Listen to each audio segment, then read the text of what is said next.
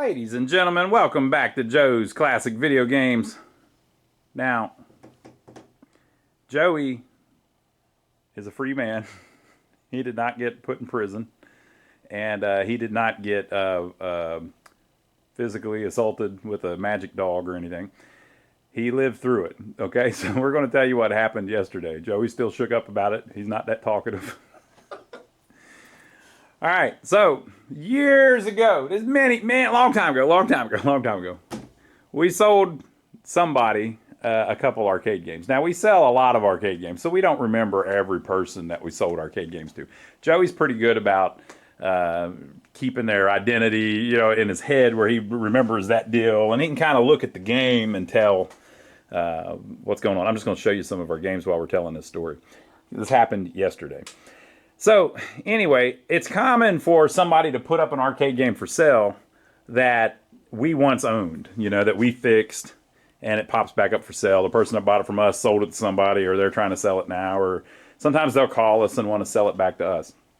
So, tell them what happened yesterday, Joey. Well, the very beginning. Start at the beginning. Everybody wants to hear the whole story, okay? Whole story. Okay. Well, a guy called, and it was a Phoenix, Arizona number. But anyway, we don't want that in Phoenix. I ain't going to Phoenix, Arizona. Yeah. But anyway, I ended up answering, and he's like, I got a couple of your games. And he was all excited. And he literally said it that way. I got a couple of your games. Of your games. And he wanted to sell them to me. And he said, yeah, they came from so-and-so. And he threw out some name. I don't remember. Kevin something. And I don't know. I don't remember Kevin. We've probably sold games literally to 50 different Kevins. Unless it's somebody that's one of our friends or something. And we might recognize them if we saw them, but, we don't even get their name a lot of times when we sell something. Yeah. You don't even know what their name is.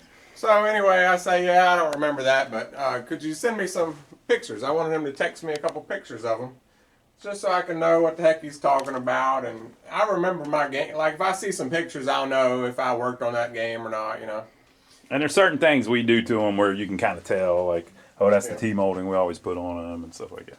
Yep. And some games you might not want back. Yeah. As bad as that sounds, if I had a game and it took me 3 years to sell the thing, I may not want to buy it back. Would you buy a second Street Burners if somebody popped up with it? If it was cheap enough to fix this one, and then I'd have another one I could put here. We're going to fix this one. We're good. But anyway, so an hour goes by, and he sends me some pictures. And I could tell they were obviously my machines. There was two machines. There was a Street Fighter and a Miss Pac-Man. And I could tell they were mine. Street Fighter, Miss Pac-Man. So those, if you are not in the know, that's about as good as it gets. Yeah. You like Street Fighter. That's a really good fighting game. Street Fighter 2, Yep. And Miss Pac-Man. We love Miss Pac-Man. So we were always willing to buy Miss Pac-Man and the Street Fighter 2, depending on the price. Yep. So he immediately calls me back, and I think I'm helping a customer, so I couldn't get to the phone. And then he immediately calls me back again, like he's real excited. I'm thinking this now, looking back on the whole situation, but at the time I didn't really think too much about it. The caution flag was on the field. Yeah. So the caution flag was being waved, I guess they say, at the NASCAR. So he calls back. I answered the second time. And remember, he's got a Phoenix. That's not him. No. Okay. All right, there's a guy. Lordy. I got worried. All right, so something about a Phoenix. Or what? He's got a Phoenix, Arizona phone number. So I asked him where he's located because, I don't even know where the games are yet. We get people calling all the time. Hey, I've got a really cool game. I've got a Defender that my granddad had. I just wanted to see if you wanted to buy it. And then you find out they're in Maine. Yeah. It was like, well, no, we can't buy it. Like, it's not worth... The value of the machine is less than what it would take to drive out there and get it and you can't even really ship it. Yeah. It's almost impossible to ship a game if the person on the other side isn't experienced in shipping games. It's really hard to pull that off. Even if you're giving it to me for free. Yeah, even if it's free. We can't really do it. We would love to do it, but we can't do it. So anyway, he tells me he's in Mooresville, which is about an hour and 15 minutes from where we are. We're in South Carolina, so it's up above Charlotte. So it's a haul, and the thing that you need to know about Charlotte, it's got horrible traffic driving from here to Mooresville. So I'm already kind of not even that interested anymore. And plus, I think they're going to be too expensive. Yeah. You know, he paid me retail price for them, and you know, now he's trying to sell them back to me. We get that question a lot too. People Yeah. don't understand that. Yeah. So like this jukebox here, beat all to hell, right? But we kind of like this type of stuff because it gives us the opportunity to make videos about it. We got it really cheap, didn't pay much for it. And then we can sell it for a retail price when we're done. So we make money several times. Well, if you buy a game that's already working and it's pretty much ready to go, you don't make any of that markup, you know? So some people look at it and are like, oh, you make a couple $100. We have no interest in that because if we fix this one up, we're going to make maybe $1,500 profit. Plus we get to make videos on it, make money on that. It's just a completely different thing. And we kind of like working on them, you know. So buying a working game doesn't have too much value to us. We'd just as soon buy a broken one. And even if it's already working, even those games that I'd already sold, I'd still have to go through and check everything out again. Yeah, you know. yeah. So the price just is a problem if they're trying to get, you know. So You get I the asked point. him how much he wanted for them, and he threw out some crazy number, probably close to what I sold him to him for. Yeah, you know. yeah. And I told him I couldn't do that, you know.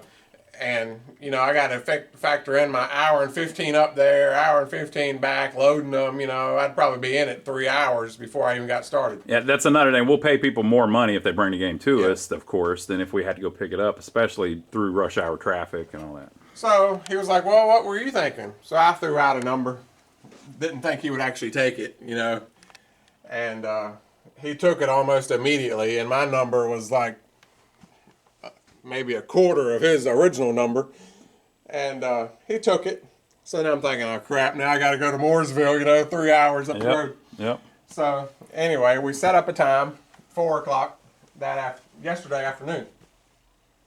So I don't really get started on anything pressing, you know, because I knew I had to leave here at 2 to make it there by 4 because I was factoring in traffic. So, you know. So he wasted the whole day, is what he said. He didn't get a damn thing done. Had to leave. Yeah. Lock up the shop because I didn't get here yet. So I leave the store. I start heading that way, and I know they're at a storage unit, which is kind of another red flag because I don't really like meeting at a storage unit place. Yeah. Because what if the guy don't show up? Yep, exactly. You know, if I got his house, at least I'm going to be at his house. He's probably going to be there. Yeah.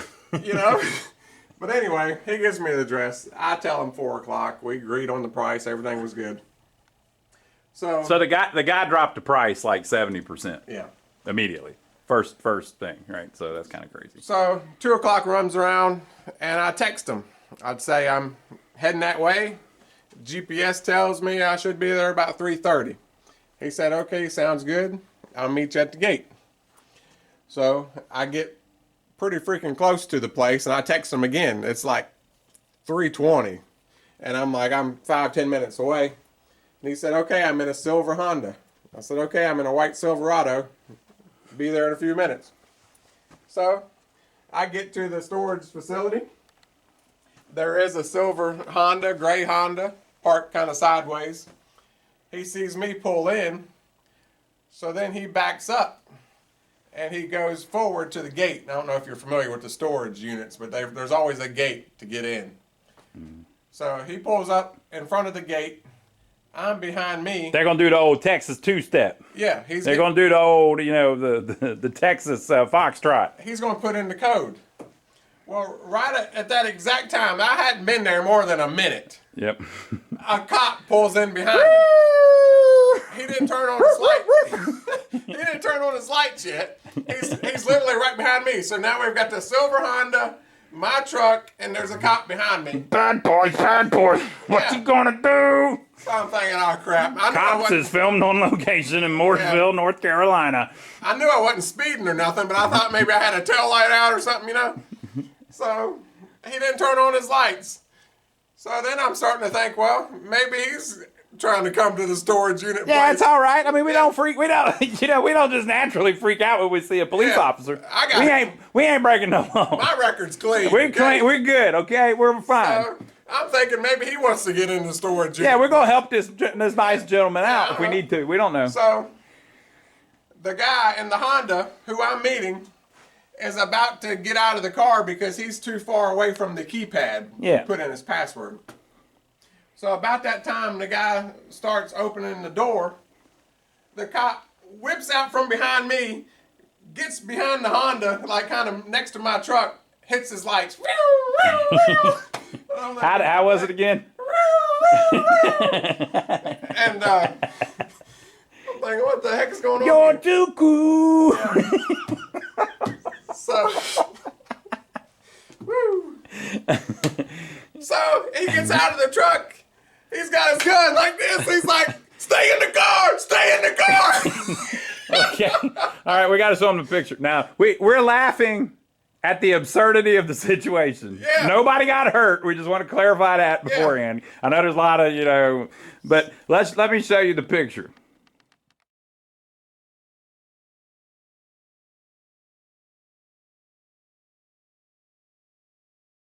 All right. So at that point, my truck's here, the cop car's next to me, and the silver Honda is in front of the cop car. The cop is out of the thing, out of the car with his gun, yelling at the guy, "Stay in the car! Stay in the car!" And there's two guys in the car, and so like almost immediately another cop comes up, and then another cop comes. And before I know it, there's like 5 cop cars. Of course, they done put out the call, and everybody in the area is over I there. don't know how they got there so fast. Yeah. It was less than a minute. There was 5 cop cars out there. And at one point, every freaking cop had their gun pulled, aiming at this car. And about that time, one of the cops say, "Yes, excuse me, sir, you're going to move over here," or something like that, So I got a little clip, I'm So did you, were you like, "Oh, thank you, Lord"? I said, "Oh, yes, Lord." I said, "Yes, sir." Yes, sir, Mr. Sir. Can you please put the gun down? You'll do me a favor and just pull to the side. All right.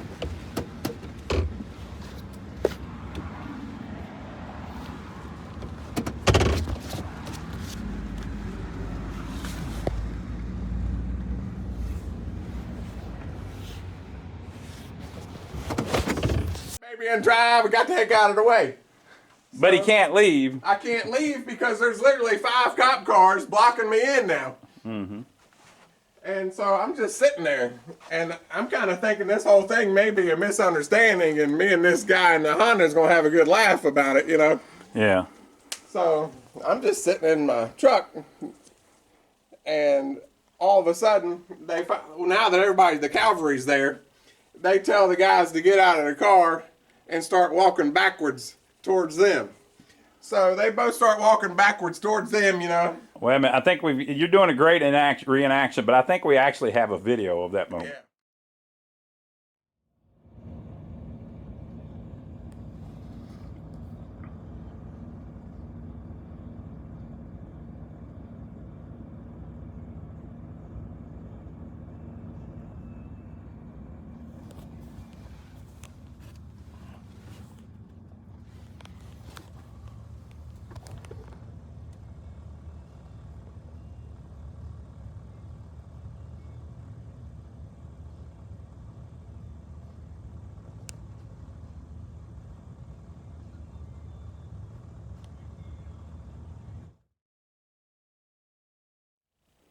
So they back all the way up to all these cops, and they've got their gun pulled the whole time. And Like this guy's like, like the worst of the worst. yeah, like this guy's. like it's Tony Soprano or something. Yeah. So they back all the way up to him. They arrest the guy. I think I got a clip of them doing both guys.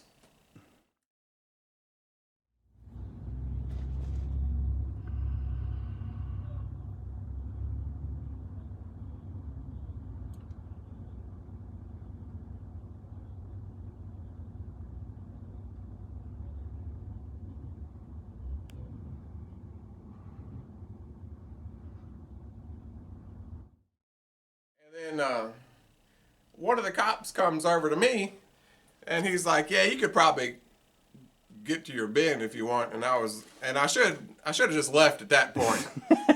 Looking back now, I should have just got the heck out of there at that point. Yeah. But I actually told him, I was like, "Yeah, I was actually meeting that guy to buy some arcade games," because I was a little frustrated because I knew I probably just lost a bunch of time. 3 hours, Don't worry, I'll edit that out when Yeah. you said the shit word. Yeah. And I'll edit out when I said Well, we'll go. Yeah. Go ahead. So I told him, yeah, I was actually meeting that guy there. And he was like, how do you know him? And Yeah. So now see, Yeah. and the officer's doing this. Yeah. And I'm like, I don't know him. I don't know him at all. I was like, yeah.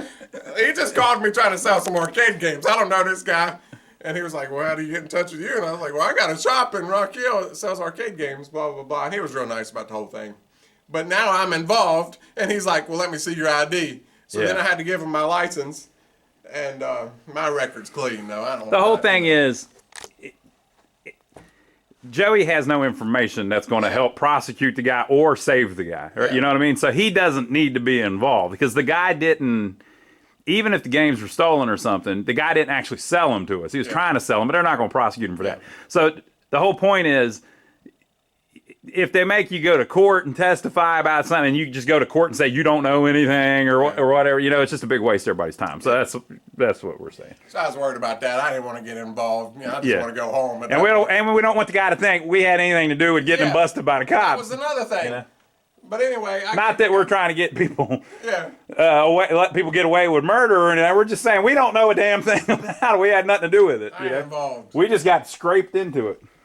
So he takes my license and he goes and he's apparently talking to one of the other cops over there and he's saying, yeah, he may want to ask you some questions, if that'll help his case or yada, yada, yada. But apparently the car was stolen. The Honda was stolen. The guy just stole the Honda somewhere. But it made me look really bad because I had just got there and the cop pulled in right behind me. Yeah. It almost looks like I got him busted somehow or something. But I think in reality it was the storage facility probably called. Yeah. And it just happened to time out that way. So tell him what the police officer told you about buying the games. He said, well, I don't know who you were dealing with, and I was like, I don't know, somebody was just texting me, and he was like, well, you may want to hang out because I don't know if they're both going to jail yet, so maybe one of them could still sell me the 2 arcade games, It didn't have anything to do with the games, but the guy is in jail now, I guess, so do we really want to buy games from this guy now? We don't know the story. I mean, the games might be stolen. Yeah. So anyway, they checked with the other officers and blah, blah, blah, blah, blah. And then after about 30 minutes, they finally came back to my truck and gave me my license back and basically said that they were both going to jail and, I'm just out of luck. I was just wasting my time. Have a good day. Yeah. I hate it for you, but it looks like they're both going to jail. Okay, well. So, do we still have your license? Yeah. Let me get it back.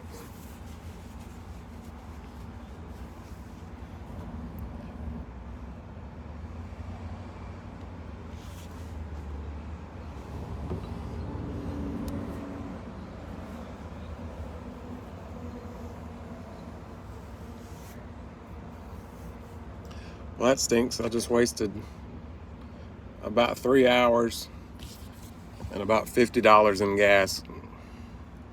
Wait till you hear all this crap that happened.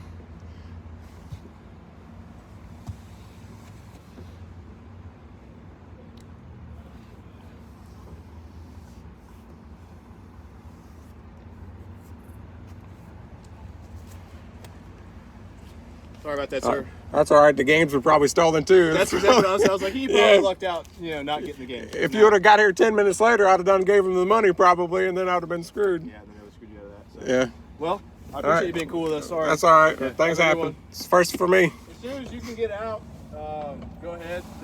Just tell them to move. We'll get out of here, man. Okay. Now look at all this I gotta sit through because some crackhead tried to sell me some stolen arcade games. I guess the car was stolen. I'm sure the games were probably stolen too. It's gonna take me another hour to get home. This is the worst possible time to be driving.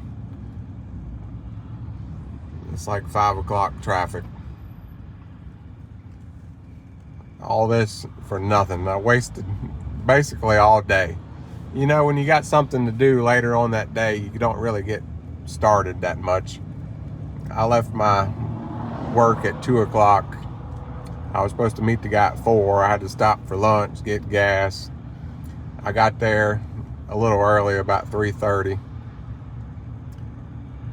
I talked with the cops, and I didn't get out of there till like 4:15. And it's going to take me a little over an hour to get back home, probably. So basically from 2 to 5:30 was just a waste of time and gas, basically.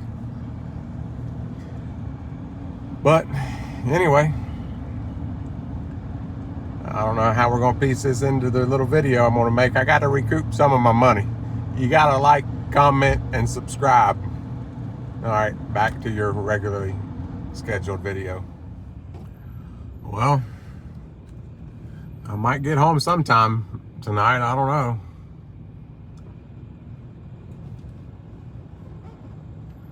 I do this from time to time, sit in this traffic like this, but it's usually for a purpose.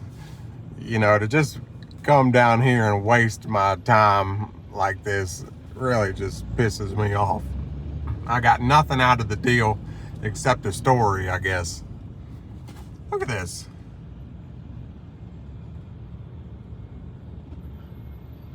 It's literally bumper to bumper.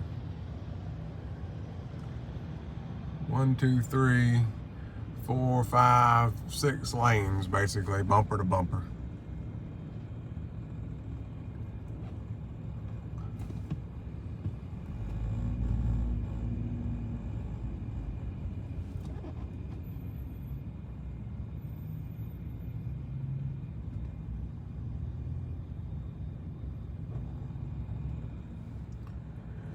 Well, I'm almost home. It's 5:30. This whole thing started at 2 o'clock. So I've wasted about 4 hours on this now.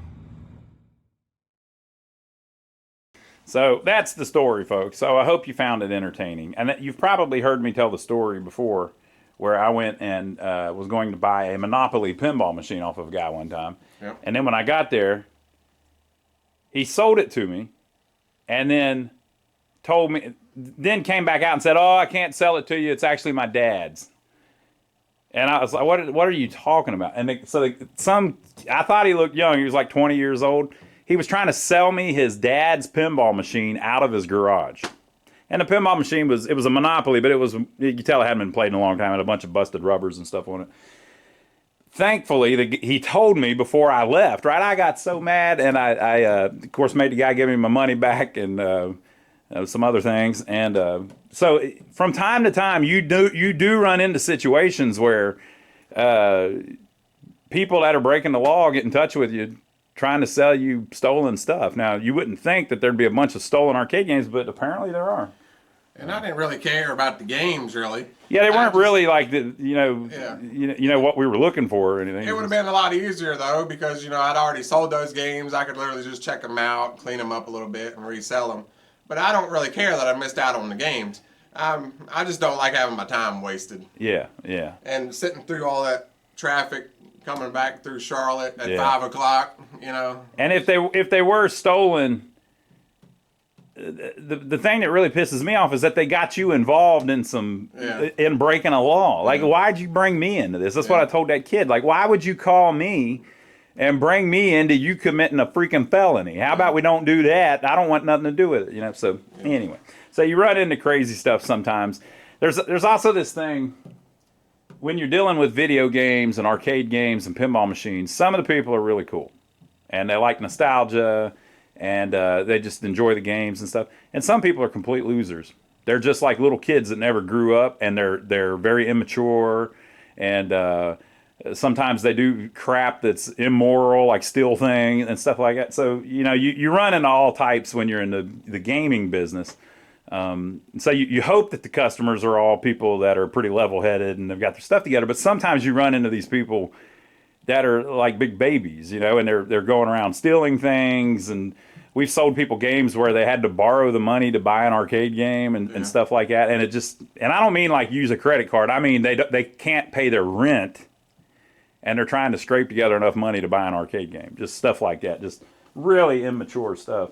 I was telling the cops, I kind of got lucky that they got there when they did, because Yeah. if it would have been 5 or 10 minutes later, I may have already sent the guy the money. Yeah. And then I'd have just been out all Yep. the money and the time. Yep.